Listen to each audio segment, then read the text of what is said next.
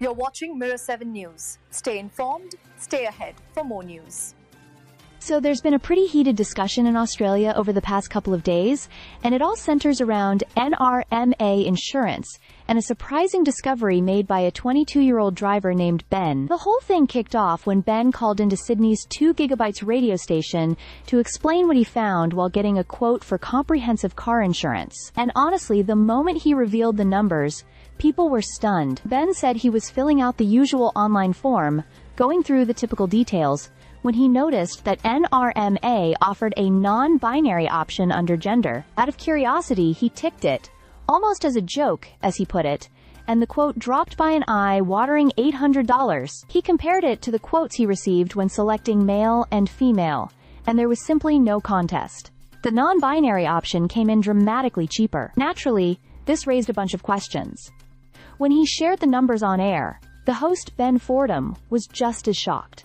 He even asked whether non-binary drivers were somehow statistically safer on the road, because that's the only way a price gap like that would seem logical. But no clear explanation was provided. In fact, when Ben contacted NRMA himself, he said he walked away disappointed. He described the company's response as dismissive, claiming they told him it wasn't discriminatory and that their pricing simply reflected their policies. That reaction didn't exactly reassure people, especially when the numbers were so stark. It even led Ben to joke that next week, NRMA might start asking about hair color just to determine premiums. Skynews.com.au later tested the claims using the same car and personal details, and they confirmed the trend. The male quote was the highest, the female quote came in slightly lower, and the non-binary quote was the lowest of all.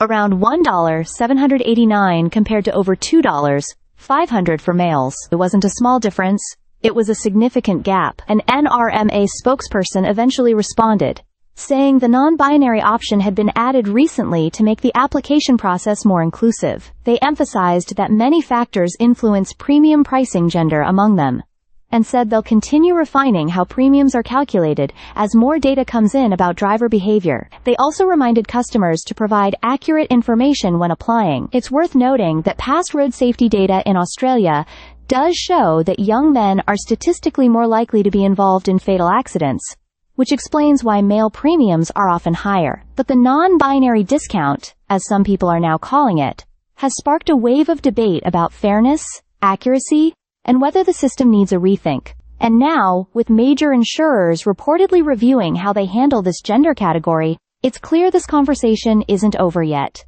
Stay subscribed for more videos.